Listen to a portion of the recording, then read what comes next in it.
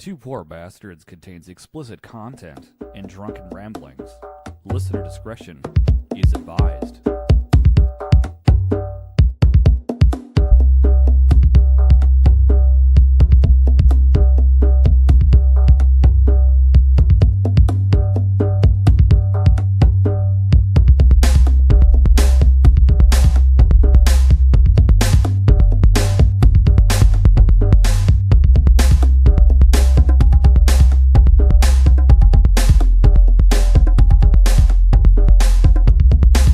You are listening to Two Poor Bastards, where two friends get drunk, talk whiskey, and their favorite pop culture obsessions. This is Eric. And this is Kyle. Welcome to episode 3 of Two Poor Bastards. Tonight we're going to be... Well, shit, we won't say tonight. On this episode, we will be covering... I mean, it is nighttime. We could say tonight. Well, they could listen to it in the morning, but hey, it's nighttime for us. It's nighttime for us, yeah. It's what works out for us is nighttime. So anyways, this episode we're going to be covering Matthew McConaughey's and Wild Turkey's Long Branch bourbon. So it's an interesting little deal here. And then you've got your piece. What's your piece on tonight? So the piece that I'll be talking about tonight is we'll take a little diversion from the heady movies that we've been talking about. And I just kind of like to discuss the current state of retro gaming. Talk about how I got into it, you know, my ideas on things, my outlook on it, and then, you know, I'll bump things off of you and see what you think about it, and we'll just go from there. All right, sounds good. So I'm going to read the official press release, I suppose, from the site from Wild Turkey themselves. So obviously it's Matthew McConaughey and master distiller Eddie Russell, who's the son of the other Jimmy Russell. True master distillers. That term gets thrown around a lot, but They're that's the real actual deal real. right there. And with Wild Turkey, they distill their own product. So that's going to be an important distinction after I kind of run through the bourbon and that sort of thing. So it's a rare small batch bourbon, 8 years old. Wild Turkey is refined with Texas mesquite and oak charcoals for deeper flavor and complexity. The aroma is a balanced blend of vanilla and, I put this in parentheses, spices, flavors of caramel, pear, and hints of citrus, and the palate, round out the palate, while subtle smoky finish is buttery smooth with notes of gentle pepper and toasted oak. So let's get in there. We're gonna get in and we're gonna take a smell of this, and we'll see if we agree or not. Yeah. So remember those, and I'll read them back to you if you want to know what they're saying. First thing I get is the nose on this is what I would describe as very thin. Yeah. So not a whole lot of impact. I mean, I smell the oak, the charcoal for sure. I don't smell vanilla. Something a little oaky, something a little grain alcohol-y, too like industrial. And honestly, whatever I'm getting, I really can't pinpoint what it is. It's very ambiguous. It's an ambiguous nose to it. So let's taste it and see what we get here. Citrusy, I'd agree with.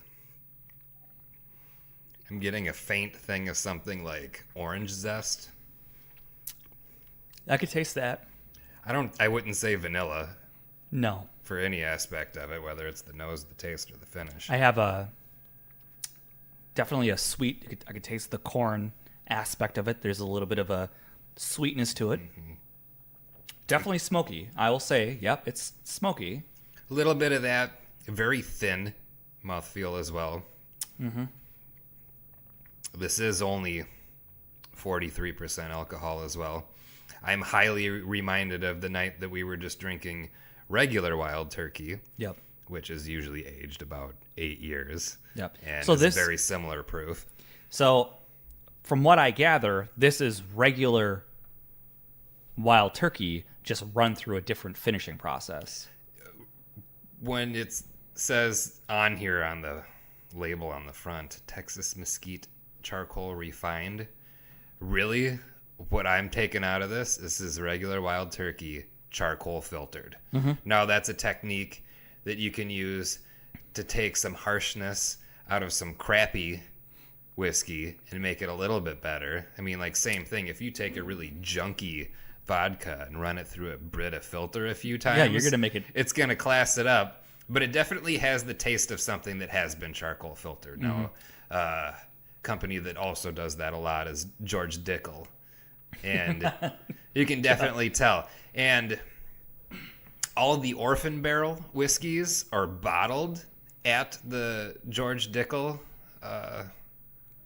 distillery, and a lot of that stuff is overaged, and what they do to kind of make it more palatable is charcoal filtered as well. So this is definitely that, and I can get that out of there. With this, it's not as thin tasting as regular Wild Turkey. Like regular Wild Turkey, this has a little more bite to it. I'm thinking it gains that from the very slight bump in proof on it. And that could very well be.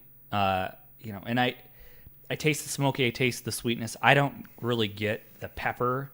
I don't get I kind of get that on the back end of the finish in the back of my throat. Okay. It's a little peppery. Okay, so and I suppose it did say it finishes in a buttery smooth with notes of gentle pepper and toasted oak. So yeah, you're right. After letting it settle, I do taste a little pepper on the back of my tongue. Maybe buttery biscuit flavor as well. Kind of very light hint of that. Overall, what I would say about it, though, this is a very unremarkable whiskey. I'm not impressed as far as so it's like distinction. Yeah, I know Wild Turkey has Matthew McConaughey as basically like a brand ambassador. Yeah. Now, so that's exactly the bourbon piece that we're going to do today is kind of a two-part thing. So yes, it is. We are drinking the Long Branch thing, and we're going to kind of get into the marketing, if you will, of it and kind of how they sell it, and then we're going to go tie into an article I read and a conversation that we had from the last episode, which I think is really relevant to this situation. So we're going to get into a little bit more of like the press release. So it says Matthew McConaughey and legendary Turkey Distillery are proud to announce the introduction of Long Branch, a collaboration between the iconic whiskey brand's creative director and master distiller, Eddie Russell, inspired by Kentucky and Texas roots. This rare small batch Kentucky bourbon is refined with Texas mesquite and oak charcoals, a unique method that deepens the flavor and complexity of the whiskey. This launch marks the first time Wild Turkey has unveiled a product that bears a signature of someone other than master distillers Jimmy and Eddie Russell. Wild Turkey Long Branch is the latest collaboration from the multi-year partnership of Academy Award-winning winner McConaughey, who has served as the brand's creative director since 2016, has worked behind the camera and in front of the television commercials to reintroduce the world to Wild Turkey. This new bourbon is a natural evolution of their partnership. The name is inspired by friends that form the longest branches of our family trees. Oh. The connection that McConaughey and Russells have to both the great state of Kentucky and Texas were a major inspiration for the collaboration. McConaughey's parents met at the University of Kentucky, a mere 15 miles away from the Wild Turkey Distillery, while Eddie Russell's youngest son, Bruce, now lives in McConaughey's hometown of Austin, Texas. Here's a quote. Long Branch, in the simplest form, is an extended hand, inviting a friend into your family, McConaughey says. So the branch that was extended to me from the Russells was a long one that reached from Kentucky to Texas and back again. I offered the mesquite from my great state to add to their legendary Kentucky whiskey, and together we made Long Branch. To create Long Branch's signature flavor, McConaughey and Russell spent countless hours sharing notes, and after 2 years of testing, perfected a proprietary process that combines two separate charcoal filtration methods to give Long Branch a smooth and full finish. The filtration process uses charcoal made from white oak, and the second uses charcoal made from Texas mesquite wood, giving the bourbon notes of smoky sweetness. Made with 8-year-old Wild Turkey bourbon. So to me, that basically says it's small batch in the sense that they only ran a small amount of it through the charcoal filter. Wild Turkey Long Branch is an exceptional bourbon with a bright gold color and aroma that is balanced blend of vanilla and spices, flavors of caramel, pearl, hints, blah, blah, blah. I'm kind of read through that whole thing. And then when we were creating Wild Turkey Long Branch, we talked at length about how to make a product that represents elements of both Texas and Kentucky, said Wild Turkey Master Distiller Eddie Russell. Our goal was to make a straight bourbon whiskey with a soft sweetness that was still unmistakably Wild Turkey. The result is a bourbon that we both truly enjoy drinking neat and looking forward to sharing it with others. Matthew McConaughey has been ingrained in Wild Turkey's brand as a creative director for several years now, says a person and stuff. 2 years. 2 years now, just many years. Long Branch, blah, blah, blah, blah. Okay, so that's kind of the piece. So there's a whole bunch of bullshit words and hyperbole and building up this image. And so the secondary piece is there's a lot of companies cashing in on the bourbon craze. So whiskey is like all the rage right now. And so tying into the Michter's conversation about how they just recently started distilling their own bourbon, and that's not going to hit the market until however many years they however decide to 8 age years, 8 years or so, or whatever it is.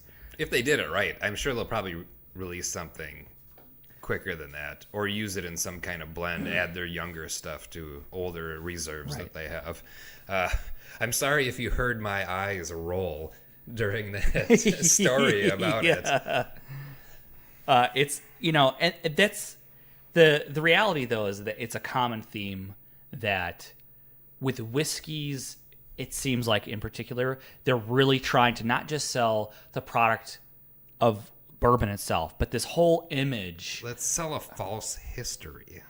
Exactly. Let's paint this magnificent picture, this grand image of how things are going. Right. So, which I don't know. I don't really give a shit about that. Right. So, Eddie Russell is legitimately a master distiller. He took over from his father in 2015, and he's the son of master distiller, as you said, Jimmy Russell. He's in the Kentucky Bourbon Hall of Fame. He, is a 30-plus year whiskey veteran and creator of Wild Turkey Spiced, Diamond Anniversary, co-creator of Russell's Reserve. So he's got a few things under his belt. An actual true master distiller, works in a distillery that they make distill specifically their own product. Yeah, these are people who know it, who have been doing it their entire lives, and that kind of thing. The term master distiller basically can be given to anyone these days. There's no criteria that says for sure, this is what it's got to be to do this. But people are coming in at these non-producer distillers and they're appointing, quote unquote, this is our master distiller. They haven't distilled a drop. And somehow they get called a master distiller when there's people like Jimmy and Eddie Russell out there who have been doing this their entire lives, who are legitimately people who deserve the title. As much as I will say Wild Turkey to me is a blander bourbon. It's a lower proof, so it doesn't have as much. It's not bad. I'm not hating on Wild Turkey by any stretch. If I'm drinking turkey, it's going to be 101, so 101 proof. There you go. That's a good, solid, everyday standby. I could drink that every day and not have a problem with it. It's a little on the nuttier side for my taste, but right. It will do the trick. It will definitely do the trick. Now, going into Russell's Reserve, Russell's Reserve 10-year, that shit's awesome. That's good. The rye, Russell's Reserve rye, that's good too. They even have, regular Russell's Reserve is a 10-year, and that's regular one where the barrels all get mixed together. They also have a version that is single barrel too. And like I said before, with all single barrels, it's hit or miss. I've had better luck with just the standard 10-year one. And the price point on it is really great. It's right around 30 to 35 that's bucks. Not bad. That's a great price point. And I definitely give that, 2 huge thumbs up. And I guess we'll have to review that one coming up. Absolutely. So I was excited to do this episode because it allowed me to do a lot more research. Me being the layman and getting into this. So as we're doing these episodes and I'm listening to you talk, I'm learning a lot about. You're getting real pumped up, I'm getting aren't you? soups pumped up. There's a lot to learn. There's so much to learn. And so I was really excited to have the opportunity to do this episode, the whiskey portion of the episode. So based off of the conversation that you had last episode, and there's an article that I wrote about basically saying, beware the hype of bourbons. So much hype. So let me get into a few things here. So the article goes into a specific bourbon producer that is they're not a distiller, and they do so the eye-rolling aspects of this isn't too bad.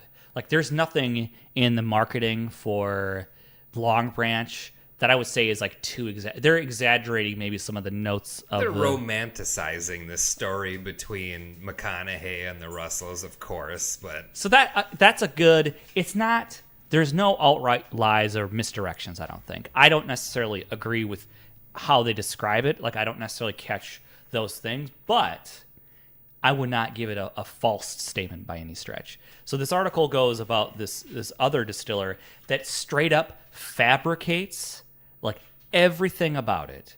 So Michter's. It's not Michter's. No. So it's so what it was hold on here. Widow Jane bourbon. So Widow Jane proclaims to be distilled in Red Hook, New York. And so they outright said that they were the distiller. They made the juice. Yeah, they made the juice. So it says, the pure, unique waters of Widow Jane Mine are what distill our artisanal spirits in the Red Hook of Brooklyn. The funny thing is I like that accent that you took on for that. Thank you. Maybe I'll pull it out later because I think I'm going to get lit tonight. So all right. We're going to get Makana sauced real good. I like it. So Widow Jane, the thing about it is Widow Jane doesn't distill its booze at all. They don't. What they sell, at least in the rest of the country, they don't make. They have a small distillery in Red Hook that you can only get their legitimate stuff that they do at their gift shop. So you have to be on site at the distillery to get the actual what they make, which I am completely going out on a limb and guessing here, but I'm guessing it's probably what they consider white dog, which is just what's distilled right away, not aged, clear, just booze. Hard. I don't know. We don't know. I'm just taking a guess here, a wild guess. Exactly. So one of the pieces that what it's getting to is there's a lot of craft distillers that have popped up in the last couple of years. So it went from a couple of years ago to being 100 craft bourbon distilleries to over 1,400 today. So that's a gigantic explosion. The problem is the one thing that makes bourbon distinct from most other spirits is it has to be aged for 8 years. And there actually is a federal guideline to bourbon. But it doesn't have to be aged for that long. That's ideal. But yeah, I mean, to technically be considered bourbon instead of just whiskey, I mean, it has to be aged in new charred oak barrels. So I'm going to give you the federal standards of whiskey bourbon. Ooh, bring it on. So it must be produced in the U.S. It must be made from at least 51% corn, at least. It must be aged in new oak containers and distilled to no more than 160 proof or 80% by volume, entered into the barrel for aging process at no more than 125 proof or 62%, and bottled at or above 80 proof or 40%. So I like that you brought this up because I had planned on in the future going over things like that. So awesome. yeah. Thank you. I told you, like, I got really excited about doing research for the bourbon part of the show. Is I learned a lot of stuff that I had no idea. So, and there's some terms that we need to talk about. So, with Widow Jane, they source their whiskey, or it's called barrel trading. So, what's happening is you have a lot of new craft breweries coming, or distillers coming up. You want to age your bourbon at least 8 years, typically for the sweet spot. But to get something to market, to cash in on the craze, you need to get a product to market right away. So the problem comes in is you have to wait 8 years before you even start selling your actual wares. So what's happening is that they're sourcing their bourbon to mass distillers. So I'm going to give you some things to be aware of reading a bottle. So the statute is that you have to state what state it's distilled in, and that is the only legal terminology on the bottle. Every other term on the bottle, so terms like small batch, craft, handcrafted, made by, produced by, bottled by, have no legal definitions. So they don't have to stand by. There's no precedent behind any of that stuff. So the only way you know that if it's made by that company, and that's even a stretch, is if they say it's from Kentucky and it's saying it's distilled in Kentucky, then it might be. But that's the only correlation you can make unless they state specifically, which they don't have to. They don't have to. They don't have to disclose that. But if you want to know if it's distilled by them, it has to state that it is distilled by. So Eagle Rare, Buffalo Trace, Wild Turkey, they say distilled by that company. So you know that it's from them. And it's really only important if you are, buying into a local producer. Say, something comes up in the cities and you want to support a local company. Yeah, like you really got a boner for like your co-op booze. You have to really pay attention to, is it actually distilled in the state or the place that you are? And you got to be aware of that. And otherwise, it's very deceptive. Everything on the bottle, except for the few legal terminologies that are on there that have to be there by law, you have no idea what you're getting into. So, if I do remember right off the top of my head, I am getting a little McConaissauced here, but the term straight bourbon, that kind of thing, there is a definition for that. If I remember right off the top of my head. I will look into that for the next episode to fact check it, but I think that one does have weight. So with that, so the Widow Jane is actually distilled by a company called MGP, Midwest Grain Products. And this is not to slander MGP. I got no problems with them. So they're headquartered in the old Seagram's distillery in Lawrenceburg, Kentucky. They bought that distillery. Indiana. What's that? Indiana. Indiana. Yep. Thank you. Yes. Lawrenceburg. There's a Lawrenceburg, Kentucky. There's a Lawrenceburg, Indiana. Yes. Yes. Thank you for catching that. Because Wild Turkey is in Lawrenceburg, Kentucky. MGP is in Lawrenceburg, Indiana. So they bought that distillery in 2011. That distillery specifically changed hands a bunch of times after Seagram's went bankrupt. And they're the last people that bought it. I don't know. It's with how MGP is set up, they're really set up to be anonymous behind the scenes. They actually just released their own branded stuff. Yep. So I also read that. So they have 50 different brands that they supply to. So think about that. They're the 5th largest distillery in the world, and they supply over 1 million barrels of bourbon a year.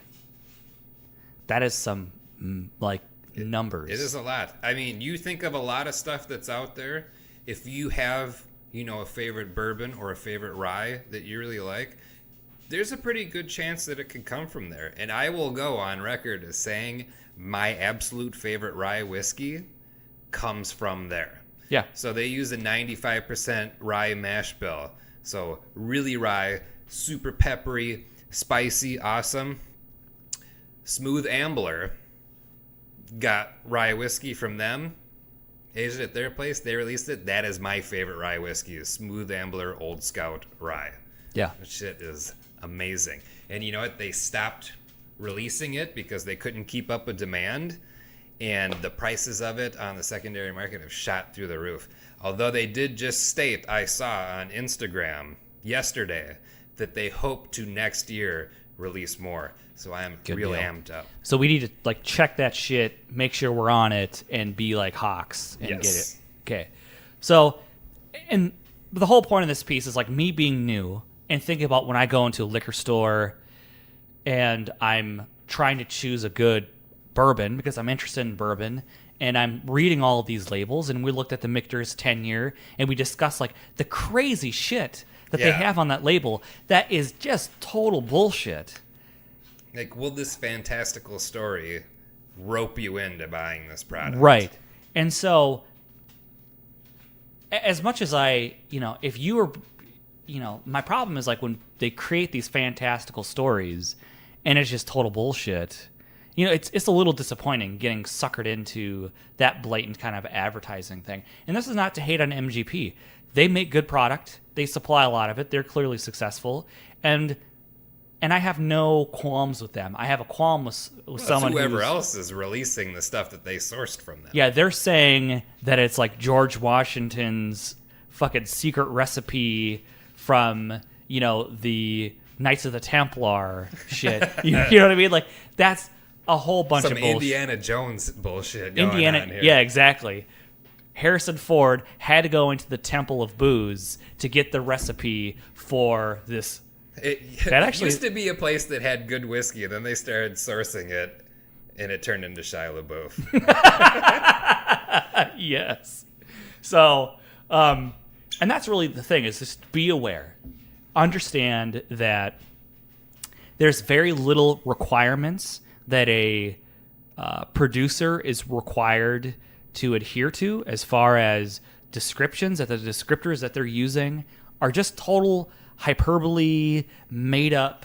It means nothing. Like you're saying, being a master distiller, you could just appoint yourself. I could make myself a master distiller right now. Right now, and it would be... I could claim that that's what I am. So be aware what you're getting into. Read the label. If it says it's distilled by the brand that you're getting it, then more than likely it's going to be true. If it says anything other than distilled on that bottle, they probably sourced it.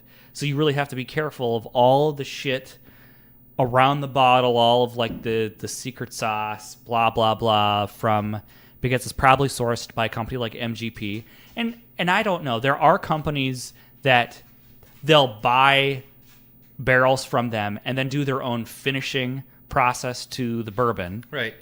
Depending on how you store something will radically affect the flavor. So not everything... Okay, say you were comparing two different bourbons that came from MGP.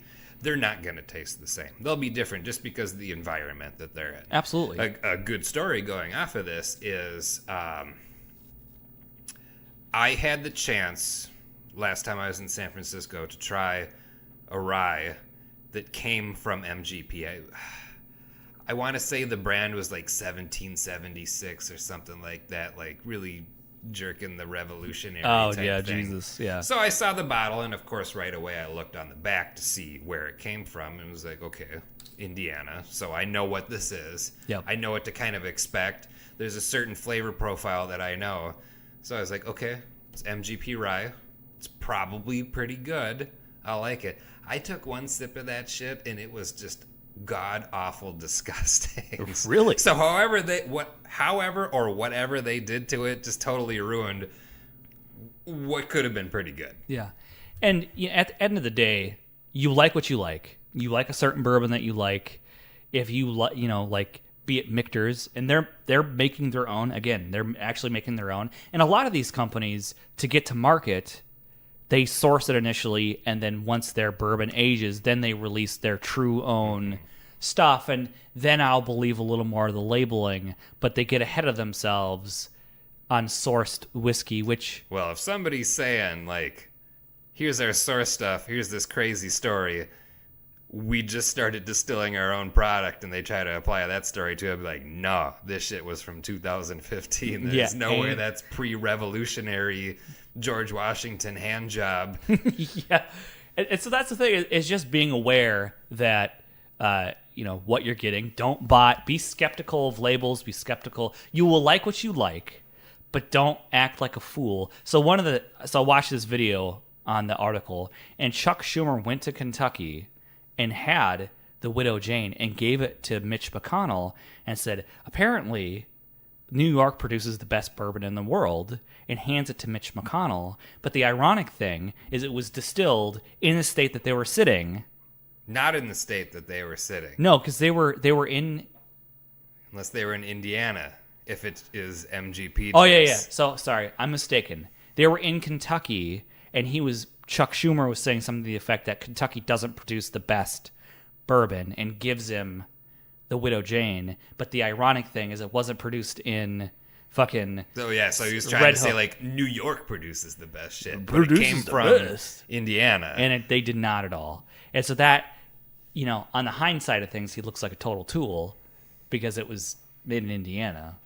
So, okay, so just be aware. Don't look like a tool. MGP puts out tight shit. That's all I'll say. Yeah, and that's fine. And at the end of the day, they do make good product. Not hating on MGP, but don't turn around to one of their private labels, the labels that they have, and buy into the bullshit that they're... Because I think Whistle Pig is also done by MGP. Canada. It's out of Canada. Unless they recently started sourcing from MGP. I thought I saw something. But that's also another non-distiller producer who has started distilling. Gotcha. So Whistle Pig started, and their farm stock version is like a blend of their older sourced stuff and the new stuff they have put out. And I haven't heard good news about that. Well, they had a bottle at the Liquor Barrel. It was like $250 or some shit like that. Yeah, that'd be their 15-year variety. So, funny story. Liquor Barrel today, same dude who's always there. Same dude who tried to poke my fucking eye out. Same dude who always tries to cut my hair. He was there, and he was trying to get me to stock the shelves for him and, like, push all the booze forward in the coolers. And he's like, oh, do you need help? I'm like, no, dude, I'm good. He goes, I need help. Yeah, he does. He does need you help. do need... This is true. And I said to him, this is an actual quote, I said, dude, I can't help you. There's no help for you. And that's true. Nobody can help him. Yeah. He goes, well, yeah, you can help me. You can help do this thing. And the boss is coming back. But he's also slightly endearing because of that. Oh, absolutely. Yeah, no. And then he's like, well, what do you got there? And I picked up that bottle. He goes, I didn't know that we sold that. Oh, my God. Yes, he does. Like, really, dude? Like, Jesus Christ. So that's my little thing on that. But it's like, that is his thing, is to try hard to fuck with people, but do it unsuccessfully. Yeah. He has his charms. It's like, he's kind of like that handicapped uncle that you're like, oh, you're cute. But otherwise, you're just like, I'm happy that I only see him at the liquor store. Let me just say that much. Yeah. He's really good in that moment. And then we could talk about him. At any given night, you could probably see him across the street at Keenan's. Oh, no. So that's my piece on the whiskey. We went through the Long Branch. Again, it's the backstory, the official thing is heavily romanticized. Tell everyone what Long Branch makes you feel after you drink it. Like shit. So... thank you for reminding me because I've already forgot that. So one of the things with Long Branch that's different than other bourbons is this shit.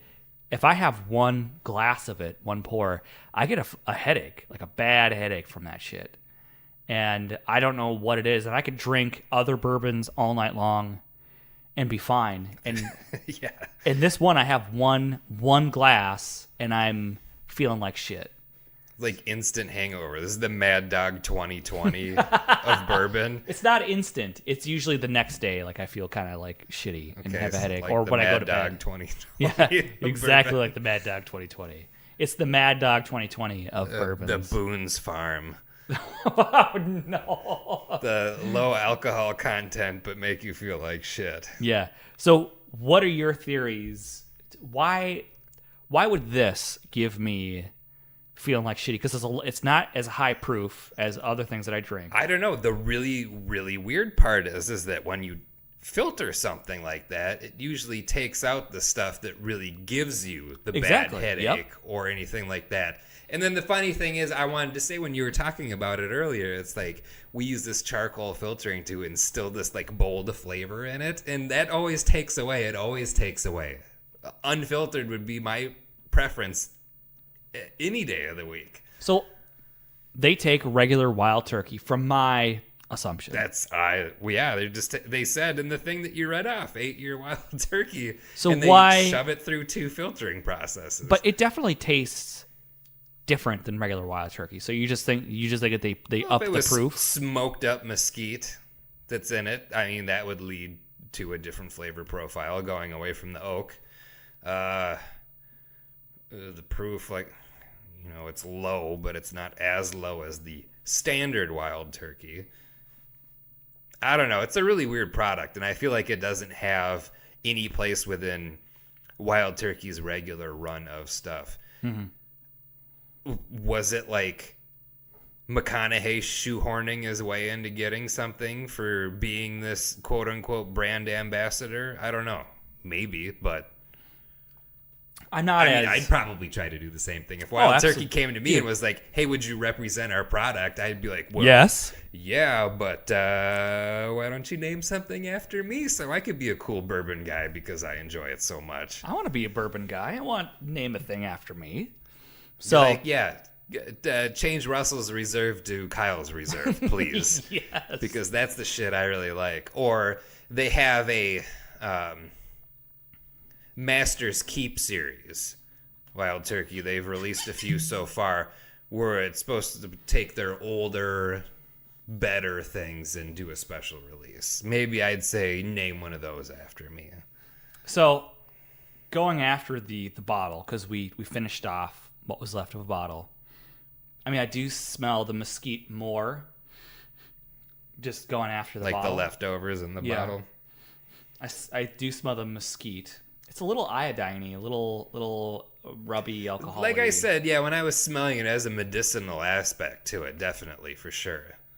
So, fun fact, while I was researching the bourbon in general and talking about how during Prohibition, a lot of distilleries went under. So in Kentucky specifically, so there's a very interesting thing where bourbon wasn't produced in Kentucky for 95 years. It's only recently, within the last 20 years, that it's been produced in Bourbon, Kentucky, specifically. Not Kentucky, but Bourbon, Kentucky. So there's a lot of brands out now that are saying they're a Bourbon, Kentucky brand or distilled there and that sort of thing. And during Prohibition, almost all of those distilleries went out of business and went out.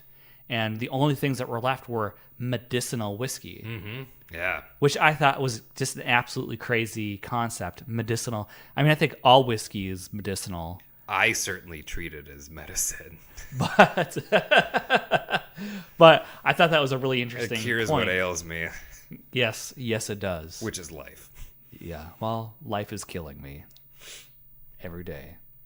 And you know what? A lot of those, if you can find stuff like medicinal whiskey that was produced during Prohibition, that shit's crazy. Like, expensive. A lot of it was really aged, too. It's not unheard of to see something back then that was aged 18 years and released like that as a medicinal one. So probably what they were doing is they're taking their old reserves of whiskey that was just regular whiskey and then just labeling it medicinal. Yeah, and some of it wasn't labeled as that either. And then to get it back then, you had to get a prescription from a doctor, which is crazy. Yeah, but is that like going to California and getting a prescription to pot? I think it kind of was, but not at the same level. Because if it were like that, a lot of the distilleries that did go under might not have. Sure. I think there's a lot of if those prescriptions were flowing, the good times would be going. Good times would be rolling. All right, so that's the end of my piece. You know, was really happy to get into some more details and things that I didn't know. I certainly was enlightened. So, I mean, this is booze. It's crazy how much story and history goes into all this too. Yeah, it's nuts. And I didn't realize that bourbon, the distinction of bourbon, is actually considered a truly American distinct product from regular whiskey. Yes. So it is very, there's some specificity. Bourbon's to it. more American than apple pie. Absolutely, because apple pie is not American at all. No. Yeah, that chop suey is as American as apple pie? Or from what I've heard, and is highly, it's a heated argument, like pizza or tacos. Yeah, I would say that we take any regional dish and then we like cashew chicken is actually a completely American invention. And so there's a very interesting documentary on Netflix actually about Chinese food and how it came to be and its prevalence and the different flavors. So chop suey is actually a completely American product, and it was created to suit the palates of American tastes. Oh, when I was younger, working in a Chinese restaurant, yes, it's highly apparent. The stuff they make during the day to sell to the masses is much different than what gets made at night. Yeah, when themselves. The cooks are all eating. Yeah. And they leave me out of it to just stare at this magnificent food and never get a chance to have any of it. So the funny thing is I also worked in a Chinese restaurant when I was a teenager, but they would always make me food. It was owned by a couple, and they said I was such a hard worker, so they'd always offer me food as like a little extra bonus in life. Yeah, I always got fed too, but it was off the other menu, not the cool one. Oh, I gotcha. No, they made stuff just for me. And they had a really good sense of humor. Like, they taught me there's a secret Chinese way of heating rice. And it blew my fucking mind. Why did they make me make the rice all the time? So what they did is they had rice, fried rice, or regular rice. And I said, Eric, come here. We're going to show you. And I'm not going to do a Chinese accent because I'm not going to do it. We're not going to do that. We're not going to go there. But anyways, so it's like the secret is you add a teaspoon of water to the rice, and then you put it in the microwave and reheat it. That's the ancient Chinese secret to reheating rice. And I just put that on a package. And that's the joke that was told to me from them. It was I died. I heard that shit, and I'm like, holy fuck. Just as an observation from making rice myself, sometimes it is better the next day after you reheat it in the microwave. And you do add a little bit of water to it. Exactly. Because it re-steams and rehydrates the rice. It's brilliant. That's the true thing. All right. Anyways, I'm done with my piece. On to you. Oh, it's tough to come off of that. I know, Just man. like talking about the booze so much. So what I wanted to talk about today was going into retro gaming. So older systems going back many years. Nintendo, Super Nintendo, Genesis, Atari, all the others. I really don't fuck with anything before 8-bit. Fair enough. I won't really talk about that. But, I just wanted to talk about it in general as a thing. I felt maybe earlier when we first did our episode, we should have introduced ourselves and our interests, the things that we were really into. And one of the things that over the years consistently I have really been into for the majority of my life are video games. Yep. And I will say, you and I are both interested in video games, but we take two different, I think we're different spectrums. So you get into your thing. Yeah, and then I was going to shoot, something like that off of you. So when I got into it as a kid, I had a Nintendo, regular NES. The weird thing is that my brother and I got one for Christmas. We never asked for it. It wasn't something that we were really after. Growing up, other kids in the neighborhood had them. We'd check it out, play with it, be like, oh, okay, this is interesting. But never asked for it, just ended up getting it one Christmas. And it was just whoa, this is crazy. I didn't ask for it, we got it. So, had the Nintendo.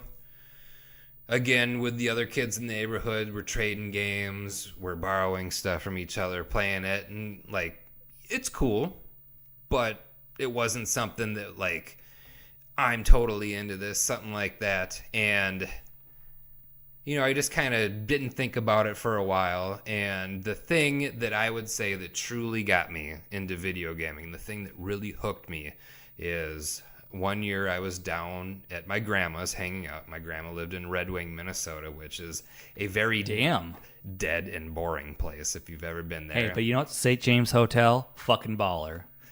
So I was at the St. James Hotel.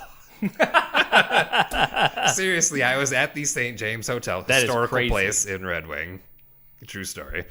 I was at the St. James Hotel with my brother. We were just in like the downtown, quote unquote, Red Wing area, mulling around while our grandma was finishing up something. Decided to go in there because they had a bookstore on the first level. We went in there and I don't know, I had like $5 to spend, didn't know what I wanted. Just happened to glance at their magazine section, looked through, and I found an issue of Electronic Gaming Monthly. Wow. Okay, so I pick up this magazine, which is like as thick as a city phone book. Like, this thing was packed full of pages. I believe it was issue number 62. On the cover, it had featured Sonic CD, which had just come out on the Sega CD. Had that. I looked at it. For some reason, this thing caught my eye. I was like, well, I played Nintendo. This is kind of interesting. Maybe I'll get this and I'll see what's going on right now because, I'm seeing all the commercials. Other kids at school are talking about these things. They have them. I buy this magazine. I open it up. It's in a plastic bag. It's sealed. So when I leave, it's porn for kids. Yeah. So it's proofed, and there's all kinds of other shit in there. It's in a plastic bag. I get out of there, and I finally open up, and I look into this thing, and I am exposed to a completely different world. So far beyond my imagination that I have no idea how to absorb all this information that is pouring into my eye holes from this magazine. There's all these systems that I've never heard of before. There's, we've got stuff from overseas. It featured games from Japan, and I'm like, there's video games in Japan? Yeah. Like, it's crazy because this is where everything is coming from. So to pause there for a moment, Sega CD, that's actually, when did that come out? That was 93-ish, 94? No, it's before that. Because I thought regular Genesis was still going strong in like 93. Oh, and it definitely was. Yeah. Okay. I'm just trying to put the... games released on the Genesis through 95. Yeah. Same thing with the Super Nintendo. But the Sega CD, the 32X would come out as well. Both of them sort of failed ventures into that. It didn't quite catch on. But where was I going there with that? Sorry. Oh, I remember it. Japan. So I see all this shit that's in Japan. And the section that covers all these new games there is massive. I'm just looking through all this stuff. Like, this is my first exposure to, like, Dragon Ball or Dragon Ball Z. Damn. Things like that. I see stuff relating to Akira, other different anime, and at that time I had never been exposed to that at all, so this is all new. I'm just absorbing all this, and it really opens up my eye to how incredible gaming can be. Oh yeah.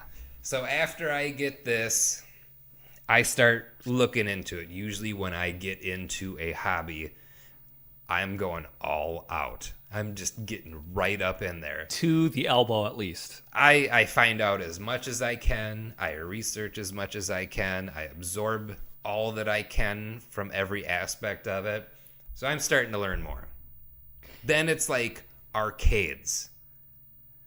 Arcades where you see the most cutting edge technology. Yeah, absolutely. And you see all this awesome stuff.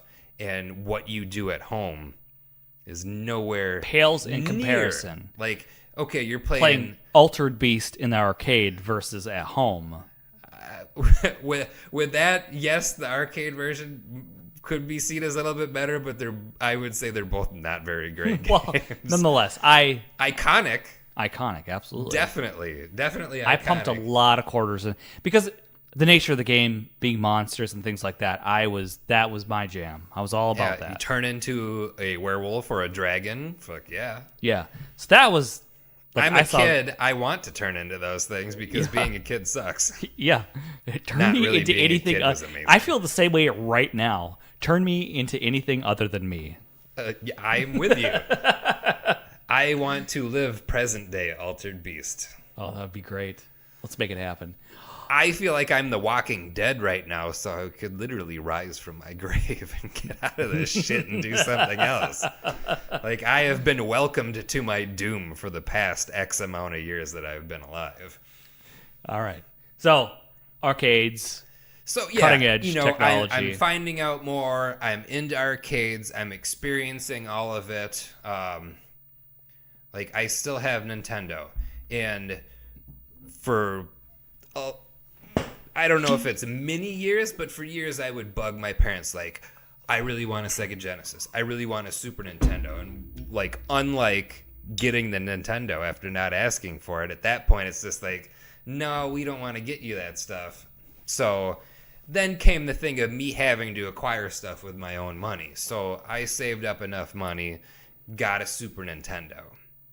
That's you had to save some bucks because I remember I was a kid. I wasn't getting any money for doing anything. I wasn't doing odd jobs. So did it take you 10 years, childhood years, to like get that? It took me a while. From what I remember, it'd be like money that I would get from my birthday or Christmas, and then I think one year my dad got me a jacket.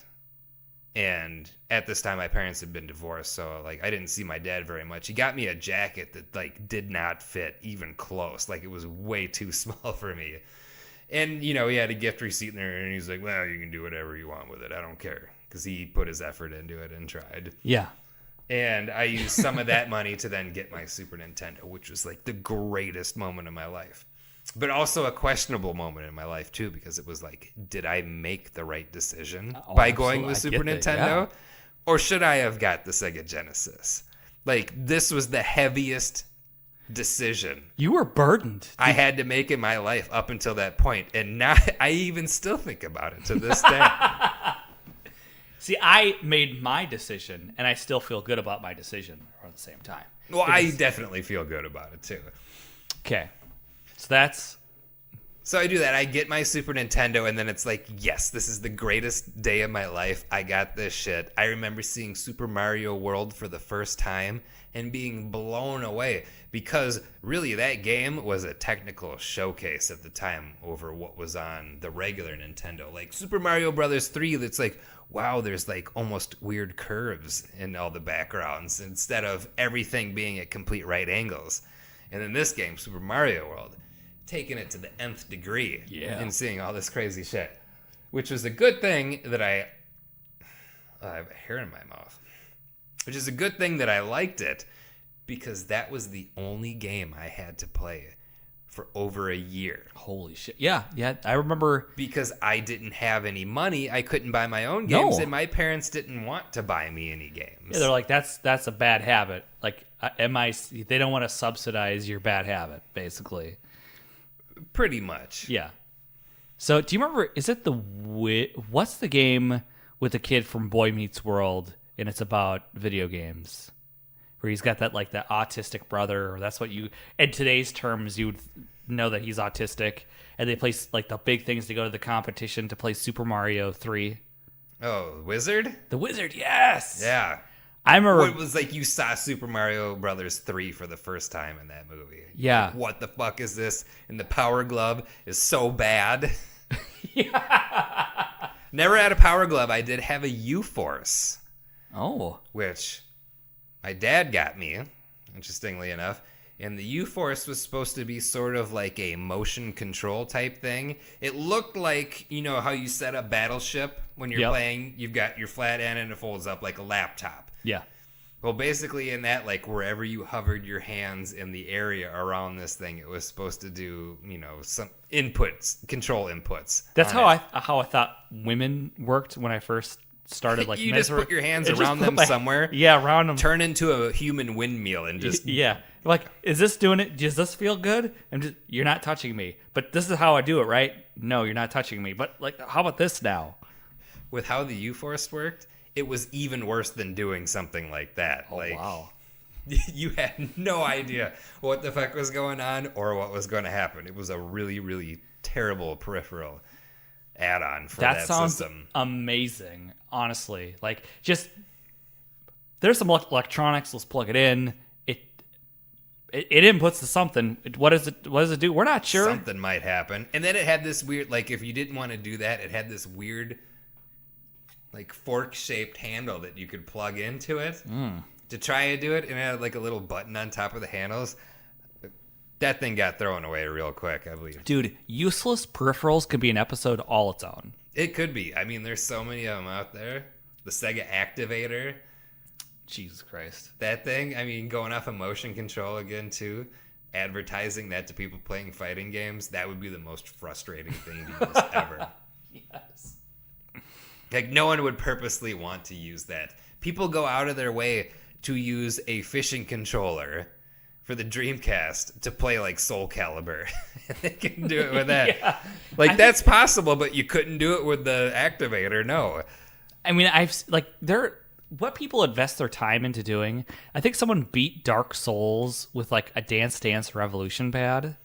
Or like somebody beat it with a controller completely covered in, like, Vaseline. Just to make... What? It's like some of the things that the lengths that people go to just to really fucking beat a game is amazing. I have no ambition to beat a game in a really obscure way to be internet famous, maybe? I'm not really sure. Or even just doing, like, speed runs just to do a speed run. I'm not about that. I'm trying to enjoy myself. I don't want to go too fast. That's what I say with ladies, it's my philosophy there. No speed runs. No speed runs. Hey, listen, ladies, no speed runs. I mean, unless you're told to. Right. That's a little different. That's a little different. But just know that if we're doing a speed run, it's going to be quick. Speed run. Speed run. Like, it's not lasting for a half an hour. You got 3 minutes at most if we're doing a half speed an hour, that's a speed run.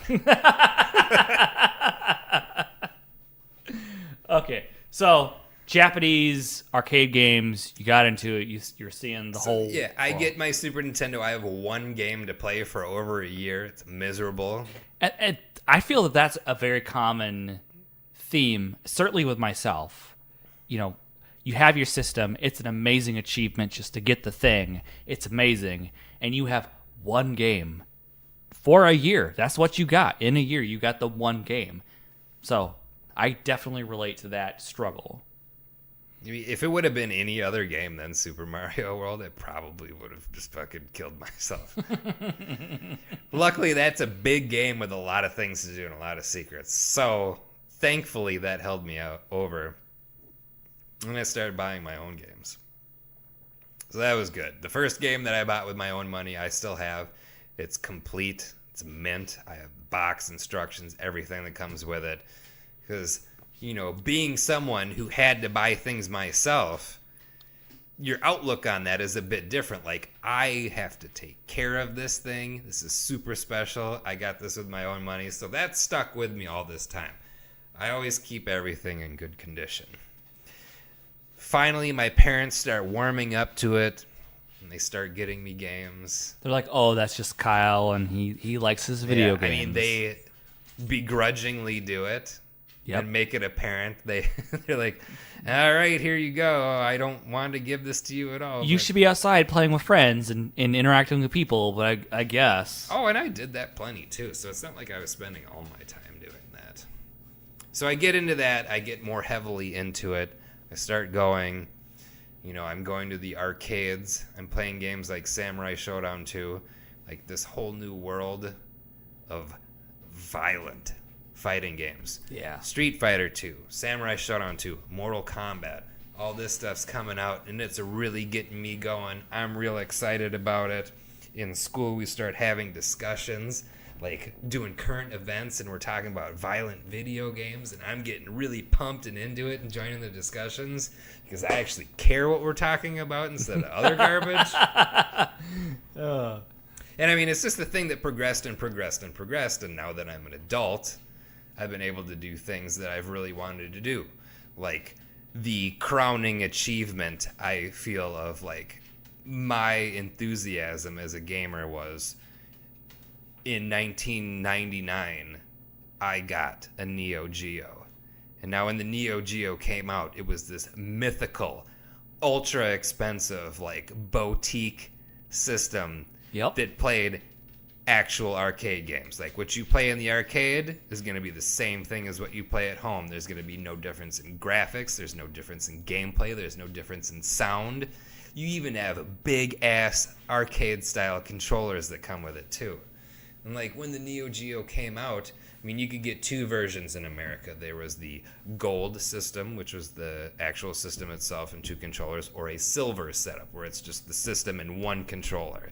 And I can't remember exactly what the price point was, but it's like somewhere around $750 for either one of them. I'm not sure which one, but it's just like, this is unobtainable stuff for any child to get. Like, this is grown man playground stuff right here. And even then, that's a hell of a jump to get into gaming. Well, and think about $700 then is a lot more money in today's value. Yes. So you're looking at like over $1,000 for a system. Yeah. If you were to compare it for inflation.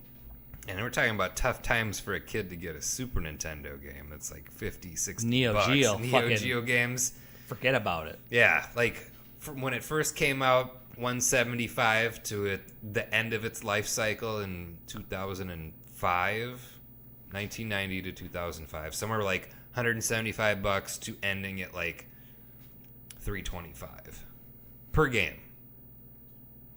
And what's funny is the biggest difference, really the only difference between the games for the arcade, because it used like a motherboard and cartridge setup in the arcade, the Neo Geo MVS multi-video system, and the home system, the Neo Geo AES Advanced Entertainment System, was the size of the edge connectors on the bottom of the cartridge were different. So you couldn't buy the quote-unquote cheaper home version of the game and put it into the arcade motherboard, which is funny because you think about it like, this is a lot of fucking money, but when the arcade versions come out, they're around $1,000. Hot damn. But it's like you buy these things and you expect to make money off of them. Yes. So 1999, I get a Neo Geo. And this is like the greatest thing ever because for 9 years, there was this mythical system that came out that you could not get. Like, up until that point, the closest that I'd ever seen for it was a box behind a glass case in a Toys R Us where you had to grab the little card off the shelf and bring it to a special hole in the wall where the person would hand you. And you had to have a special handshake and like a password to be able to purchase it. But they set it up so no one could steal the shit. So here's my little card. This is what I want to buy. Then you would pay for it and then you'd get it. And that'd be the only way I'd see it. And then you'd see crazy stuff too, like, what is TurboGrafx 16? Yeah. Ooh. Like, what is the Philips CDI? Yeah, all those. You know, for myself, I definitely, like, I stuck with the mainstream systems.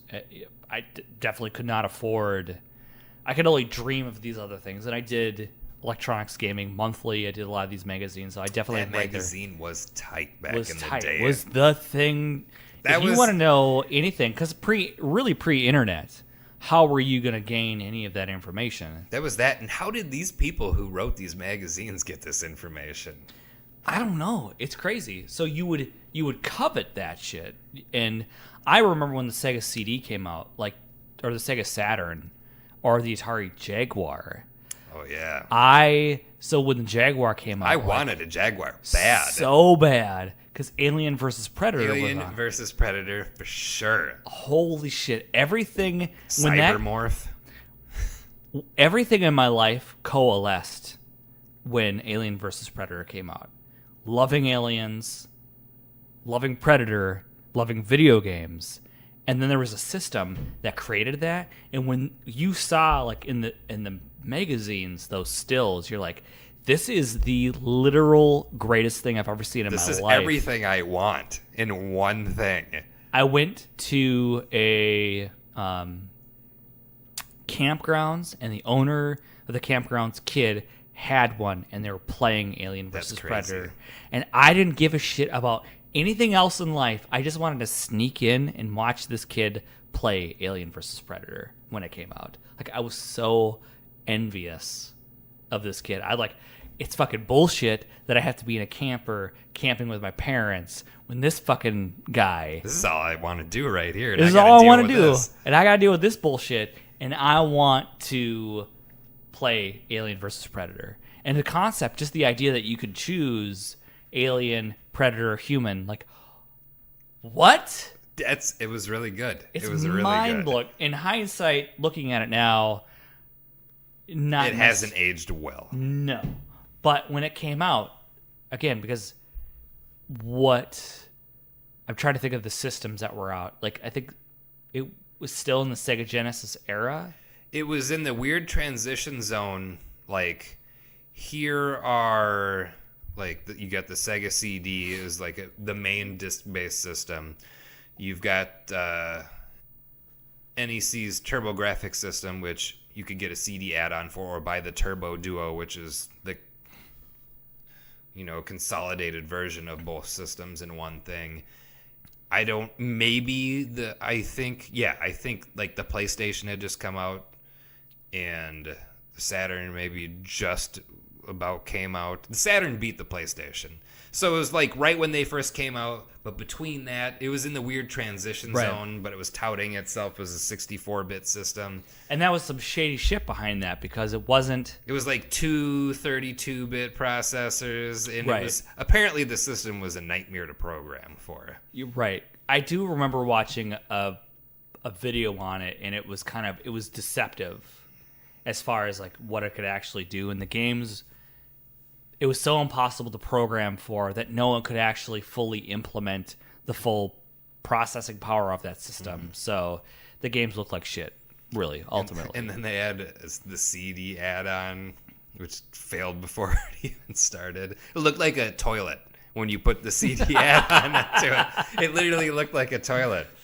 And the funny thing is like the mold for the actual system itself got sold to some like dentist equipment like the company makes dentistry tools, and they use the housing for the Jaguar as one of their products. That is, my mind is blown and kind of shattered. Like, what if you were at the dentist and you looked over and saw this thing and was like, why is this Atari Jaguar cleaning my teeth? I mean, why wouldn't it be? This is awesome. The Atari Jaguar cleans teeth? Since when? Yes, please. I will go to that dentist on a somewhat regular basis, other than once every 10 years. So it failed. Really, the only game on that system that's aged somewhat well is Tempest 2000, which is a really fucking good game. Too good to be on that system, honestly. But one game for an entire console. Yeah. Still want it. I would still get a Jaguar to this day if I got offered a good thing, which... Crazily enough, the prices for Jaguar stuff is through the roof, which is something I'll touch on later in the conversation. Going back to it, I get a Neo Geo. And I get a Neo Geo because I got a Neo Geo Pocket Color. So it was Neo Geo's handheld system, which at the time was competing against the Game Boy Color. Okay. And so Game Boy Color, that's like 8-bit. It's your standard Game Boy, just with the color palette added into it. Then comes along the Neo Geo Pocket. So this is 16-bit. It's got a little bit better graphics. Gameplay on it's awesome. It has the best D-pad. To this date, that system had the best D-pad of any controller I've ever experienced. It's real clicky. Like, you just have to use it to experience it. So when I get this Neo Geo Pocket Color, I just have this moment of clarity. I stop what I'm doing because it's all these awesome SNK games. SNK made the Neo Geo. That was the company. You're playing all these awesome games that were released on that, but you're playing like a quote-unquote pocket version of it. And I just stopped playing one day, and I was like, what the fuck? I got this. This is reminding me of all these things I've ever wanted. I want to get a Neo Geo. I will go down this road and achieve what I've always wanted to. I had a job. I was making money. I mean, a lot like right now. I can't save up any money. So I had asked a coworker to help me out and borrow me some money so I could get this thing after I had this wild idea all of a sudden shoot in my head. I end up purchasing it from the most notoriously bad mail order video game store at the time. So this place, Buy Right Video Games, now has been known as a place of nothing but like nightmare experiences for people, which it was a nightmare experience for me. So at the time, I tried hunting down a system. I had even gone so far as to calling SNK directly themselves. And SNK USA was run basically by a family, the Barones.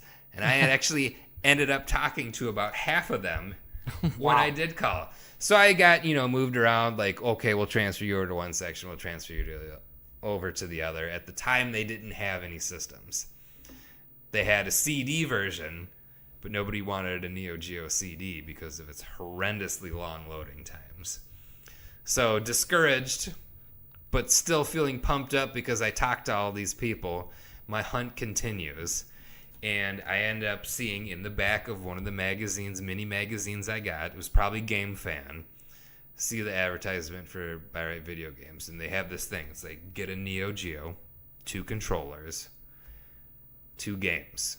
Holy shit. King of Fighters 98, which had just come out. Was it 1997? No, it was 1999 because all the year-dated King of Fighters games were back a year from whatever it was. Mm-hmm. That was kind of what I was hinting at. Is that they always seem to be off a year from when they actually. Yeah, it wasn't like transpired. Cars where they're skipping ahead. Right. It was behind. So it would come with King of Fighters 98, which just came out, and Metal Slug X, which had come out a few months before. Wow. Okay. Yep. So, and the price on this was $999.99. Holy shit. So that's, if you think about $1 billion. That is a lot of money. And I'm working at a job where I'm making like $100 in 2 weeks. Right. And I can't save shit. So I hit up one of my buddies I work with and I'm like, hey, can I borrow some money?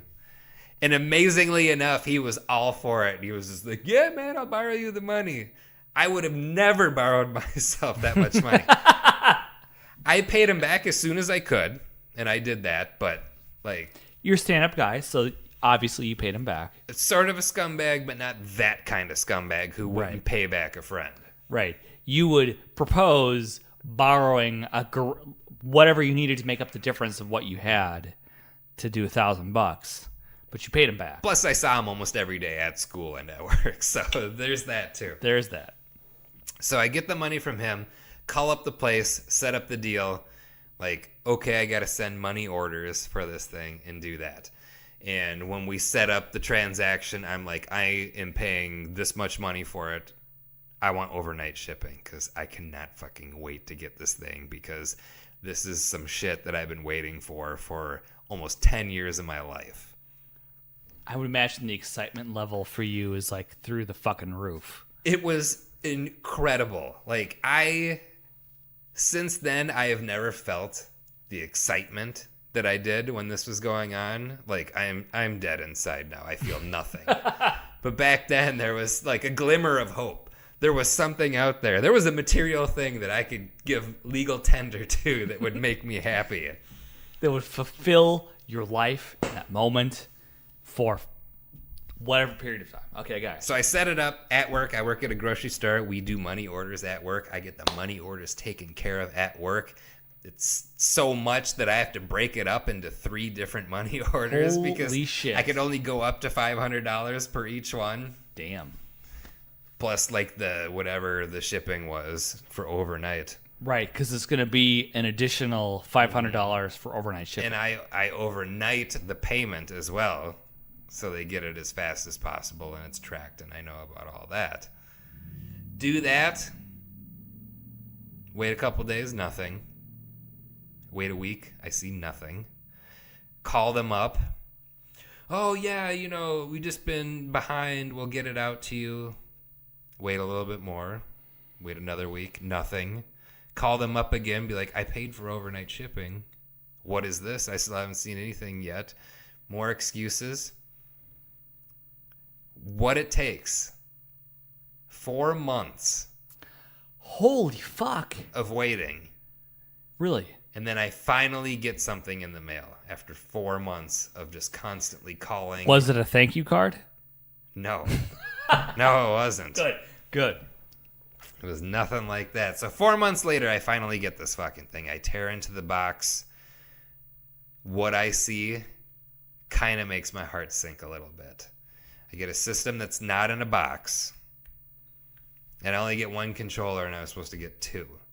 So it said, box system, this, that, and the other thing. So I do get a US system. I look on it. And Buy Right Video Games is known for putting these little holographic stickers on it. Kind of like you'd see at a rental store where if you pull it off, it leaves behind shit. Yep. It says, void. Well, this sticker is strategically placed over a, chunk missing on one of the corners on my system. So it's right around that. I feel I could put my finger through it. I'm like, what the fuck is this? I have 1 controller, and I get the games. I do get the games that were advertised. I get King of Fighters 98, and I get Metal Slug X. King of Fighters 98 is a Japanese version, and I'm like, what the fuck is this? I live in America. Why am I not getting that? This is what was advertised. That's what I expect.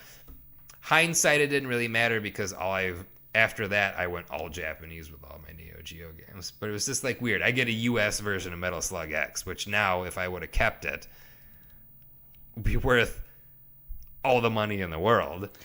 Isn't that kind of the thing? If I look back at it, everything that I've sold or traded in, I hit myself, and I hate myself a little bit inside because if I would have kept it, it would have been worth so much more. Yeah, and that's something that I'll get into when I finally get to the current state of retro gaming, the prices and all that. Mm-hmm. It's just So anyways, I get these things. I fire this shit up.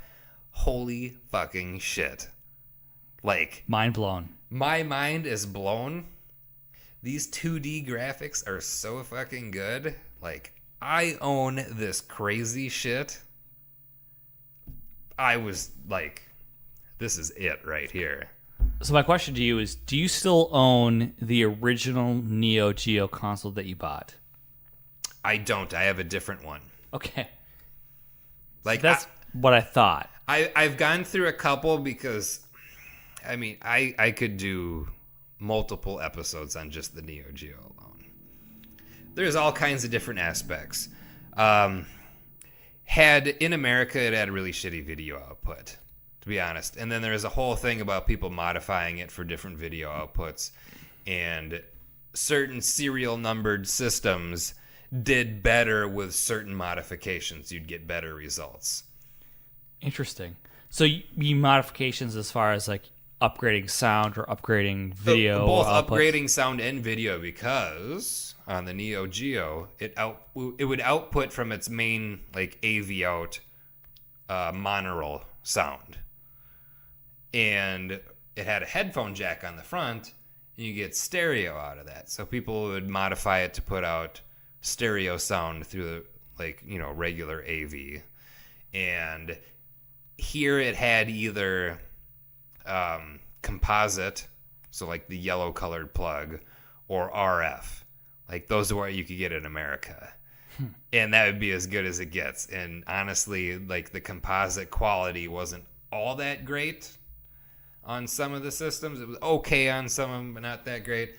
A lot of people would modify it so it could do S video, and then later on they would change it so it could do component video. And then now there's a thing where you could have it do like HDMI or VGA, but really the best video output you could get for most video game systems up through the PS2 is RGB. Yep. Now, RGB, not to be confused with component video, which uses a red, green, and blue cable. Right. It's not the same thing. RGB video is a standard that was used in both Europe and Japan. Never really implemented here. Really, the only time you would see that implemented in America is with on like professional broadcasting things or medical equipment.